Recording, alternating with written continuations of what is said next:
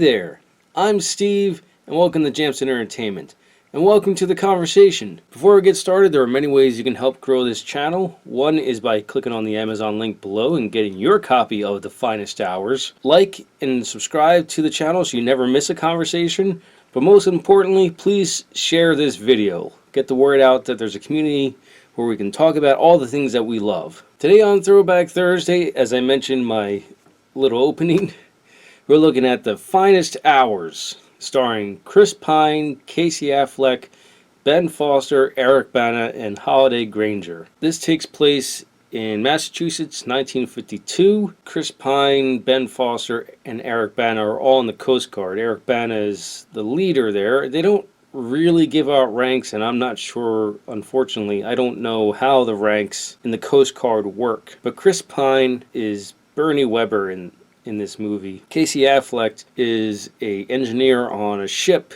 that gets torn in half. It's an oil tanker that gets torn in half. It's called the Pendleton. And Ben Foster plays Richard Levasseur. Mr. Clough, who's Eric Bana, sends Bernie and Richie out with two other men, Andy Fitzgerald and Irvin Mask. And that's the actual name of the men that went out the night of February 18th, 1952 to rescue the men of the Pendleton. Holliday Grainger plays Miriam, who is Bernie's girlfriend. And so she's just part of the audience that's waiting and hoping not only Bernie gets home safely, but all the men that goes out with him and all the men that need rescuing. So the Pendleton is an oil tanker that is out to sea, and this massive winter storm hits, and there's a crack that was welded together, and Casey Affleck's character, who's Mr. Seabird, the engineer, the best comparison is that he's Scotty.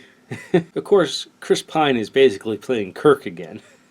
In the analogy that Mr. Seabird is Scotty, he really knows his ship from bow to stern and like every increment. He keeps on telling the captain, we need to slow down because the welded crack won't take this kind of speed, won't take the pressure. The captain ignores him, and of course, there is a problem.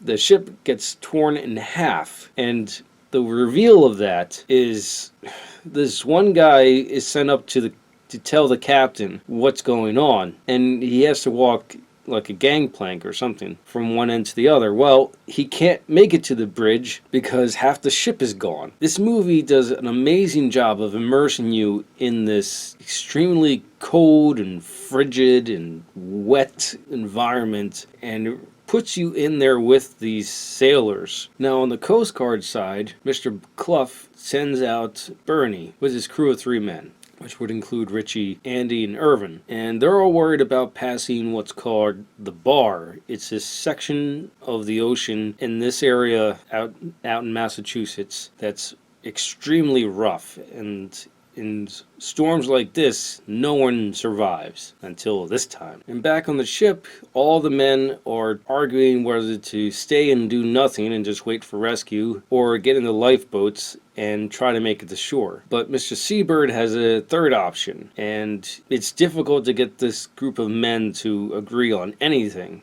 And you have some of the men trying to get in the lifeboats. Mr. Seabird, to get their attention and to tell them that their plan's no good, sees them trying to get the lifeboats into the water. He takes an axe and cuts it loose, and as soon as it hits the water, it rides short, like very short out into the ocean, and then crashes and smashes into a billion pieces against the ship. And that gets their attention. So then they meet in the mess. He tells them, he puts it very, very succinctly at the beginning. He's like, we're sinking. He's a little more somber than that. But he's a man that has it together throughout the entire movie. And he breaks it down to them like, we have to run the ship ashore. That'll give us our best possible chance. The way they do that is they have to manually steer the ship because half the ship's gone. So they have to insert this huge steel I-beam into where the rudder is controlled inside the ship, and they have to have a chain of men between there and the engine room and calling out and the upper deck, so they can navigate and steer the ship towards this cliff of rocks. And then from there, it's just watching these two teams, the rescue team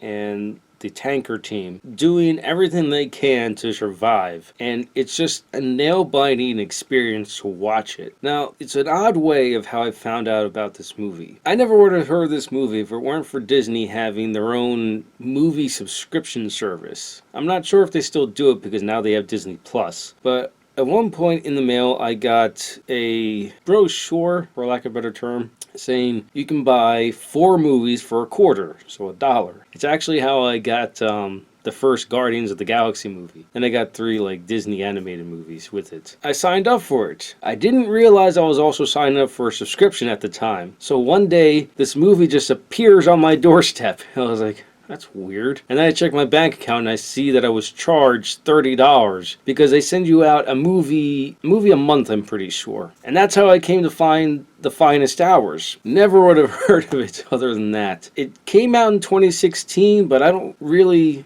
recall the trailers for it or anything. I'm sure there were. It's just not one of Disney's bigger films, but it's like a diamond in the rough. It's just really, really well done. Really good movie. The acting is superb across the board. And I always find it amazing, no matter what movie it is, where they can just turn the dial back and take us back to 1952. It really looks like you're in 1952 Massachusetts. It's just insane. I'm always impressed when movies can take us back in time. So I highly recommend you get this movie on Blu-ray and check it out for yourself. Really enjoyable. Let me know in the comments below if you have seen The Finest Hours and what your thoughts are on it. If you haven't, let me know what rescue movies out there that you really like in the comments below. If you like what you saw, like it. If you think other people will like it, share it. If you really liked it, hit the subscribe button. Thank you for watching and live your imagination.